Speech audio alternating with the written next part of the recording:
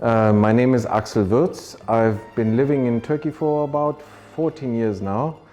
I'm originally from Germany, but before I came to Turkey I lived in England, so I've been around the world for a bit. But for 14 years I've been in Turkey. I live in Istanbul. I'm by training a doctor, a neurologist and psychiatrist, specializing in psychotherapy. But as a very, very intense hobby, I do photography. And for nearly 20 years now, I must say, I've been doing photography also in the area of wrestling, Olympic style wrestling, but also traditional wrestling, especially Turkish traditional wrestling.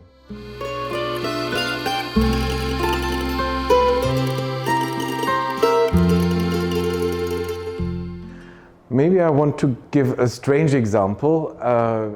Of course, over time, more and more people live in cities, and you have children that grow up in cities and they eat hamburgers, but they never have seen a cow.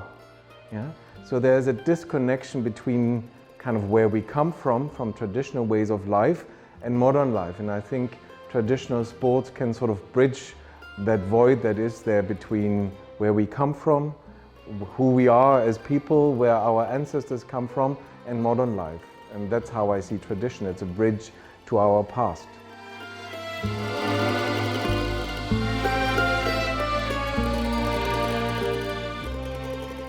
I was always interested in photography, and even when I was in England before moving to Turkey, I took pictures of athletes, and I took pictures of the street, of street life, of how people live in general. And one day I found a book that was called lutte, which is the French word for wrestling. And it was about traditional wrestling in different parts of the world, from Senegal to also, of course, Turkey, some pictures from Switzerland, and it was very well made. And when I opened it and I saw wrestling pictures, I thought, this is what I want to do. So I was very decided to do that as well. And then finally in 2004, in an extended holiday, I had the chance, I was here in Turkey, and I said, okay, I'm going to try to get to Kırkpınar, which I knew is the biggest wrestling festival about traditional oil wrestling here in Turkey. And I went there and I had no idea how it works and how to apply so that I could take photographs, but the people at the town hall, at the Belediye, they were very helpful. Of course, no one knew me. But I somehow made it to the Saha, to the field, and I started taking pictures there. And since then, I was sort of addicted and hooked to it. It has several reasons. On the one hand, it's a sport, and I did a little bit of wrestling when I was younger as well. Some freestyle wrestling. I didn't have a lot of opportunities, but there's some connection to the sport. But of course, also kind of that it's outside, that it is linked to tradition.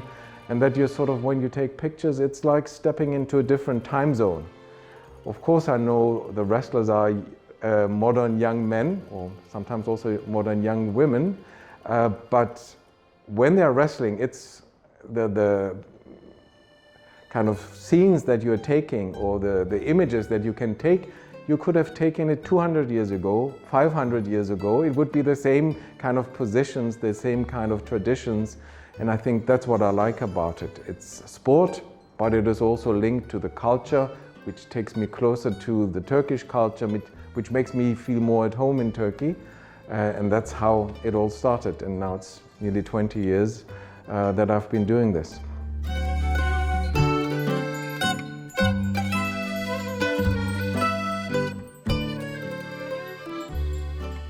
Yes, I've been to quite a few wrestling events, and of course some are more memorable than others, but usually some of the photos I've taken for myself, I remember when I've taken them. I remember what I felt when I took it. And one of the most memorable photos for me, for myself, that I've taken is how an older brother, and you know in Turkey it's kind of called the abi culture, the bigger brother, is kind of after a long day of wrestling, is very supportive of his younger brother, and he's kind of feeding him some water, and the young boy is very grateful, and the older brother is looking with so much love and devotion to his younger brother. Those are the moments that really stay with me. I don't even need to see the picture, it's in my mind. Yeah? So those are the best kind of moments. Or when a trainer, a Hoja, kind of sheds tears when his Chirag, his young wrestler, is kind of winning and is kind of getting one step higher in the classing. Those are the moments that are really memorable for me. Of course, sometimes there are also not so nice events that usually there's always some people who think that it's good to start some fight about some referee decisions. In the beginning I was kind of very scared and I was, what is this? I've got used to it. It's part of what happens sometimes. It's part of it. Hopefully it will become less and less, but those are the moments I don't like so much. I also don't like so much maybe when sometimes there are very interesting finals or semi-finals and then maybe some, local politician comes and goes in the field and no one can see the match. Then I'm getting a bit annoyed as photographer because they're in my way. Yeah? But those are the things you have to get used to and you have to deal with.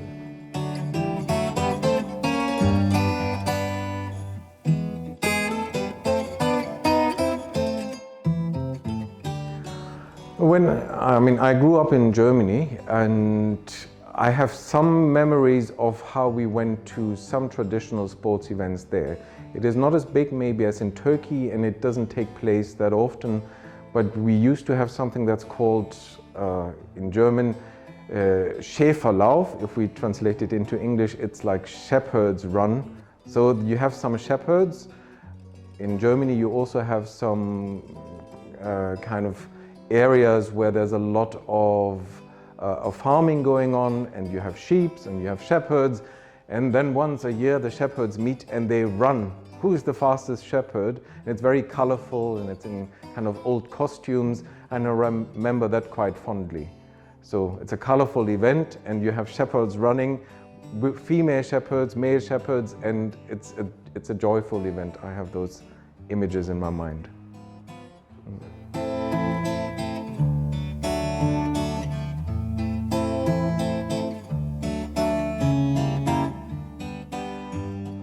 Okay, that leads us to the topic of violence in sport. You have some non-e-sports that are also violent, where it is about blood and beating the other person even when they are down. I mean, mixed martial arts has a lot of advantages, but also it is to some extent violent.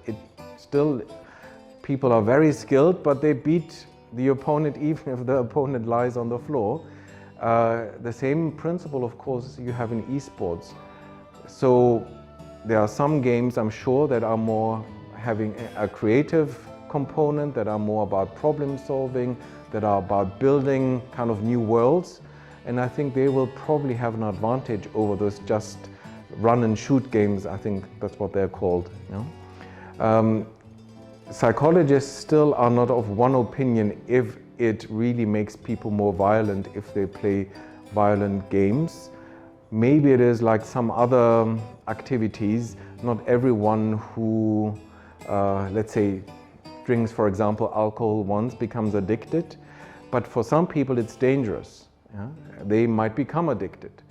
With esports that are violent or some video games that are violent, not everyone will then go out and become violent to their friends or neighbors or family, but some may.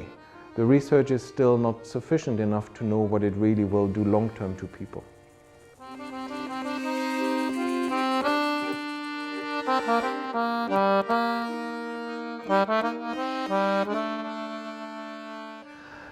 Sometimes it's about opportunity. I mean, I've got the best access to oil wrestling, sometimes even to other forms of wrestling. It's not so easy to get to places.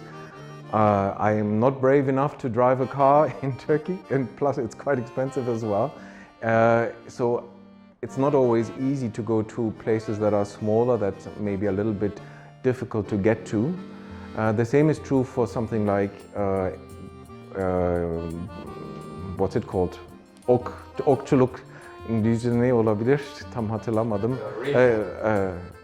Archery, that's the word I'm looking for. So it's not always easy to get to these places. Of course, there are some opportunities like the Ethnosport Festival or the Nomad Games, where I have the chance to also take pictures there. I would be very interested to do it. I would also be interested to travel to maybe some more places like Mongolia to see those kind of wrestling events or archery or horse races live and take pictures for sure. That's a good interest. As I said, it's not always easy to get to. Maybe an interesting component also that, I'm a psychiatrist, and usually when I was working in the university for 13 years, students usually, 100% I can say, are always very respectful. If you then slip into the role of photographer, there is a respect. At the wrestling events, people know me now, and of course I'm a bit exotic. There are not too many German photographers taking pictures of all wrestling, and I've taken so many people know me now. Their fathers know me, their grandfathers know me. But sometimes as a photographer, you're not treated very nicely. I had to realize that. So it's an interesting experience to also cope with, that sometimes you're treated like the third rank kind of person. So first there is the politicians, and then there is the TV people, and then somewhere the photographers. So it's also an interesting personal experience sometimes.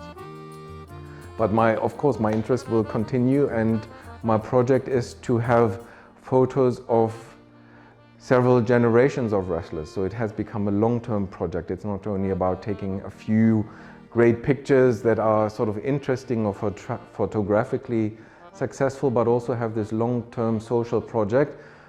Some of the wrestlers I knew when they were 18 in 2004, they are now 30, 35, 40. They're now leaving the sport. Now they raise new wrestlers. Maybe their own children start to wrestle. I think that will be a very interesting project. If I stay healthy and if I can do it, I will continue for another 20 years. And then I think my archive will be quite interesting. And I hope someone will, even after I die, use those pictures as a sort of social photographic project.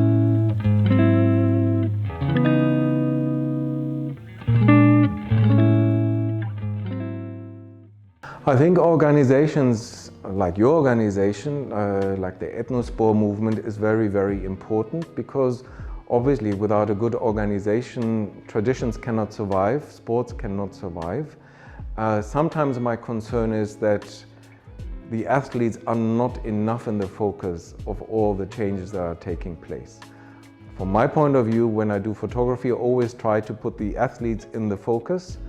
I think traditions can only survive if athletes are well cared for, which means to have good education, to have good opportunities, to be physically cared for so that they can stay healthy. And I think at the moment in Turkey, as far as I know, there's movements or kind of changes that recognizes if a young person, a young athlete has to go from one point of Turkey, the next day they have to be at the opposite side of Turkey, they don't get enough money to even buy healthy food on the way, that will not help for the traditions to survive. So I think if traditional sports are to survive, there has to be a very good organization that really puts the athletes into the main focus. It's about them. Without wrestlers, there's no wrestling. Without sports people, there's no traditional sports.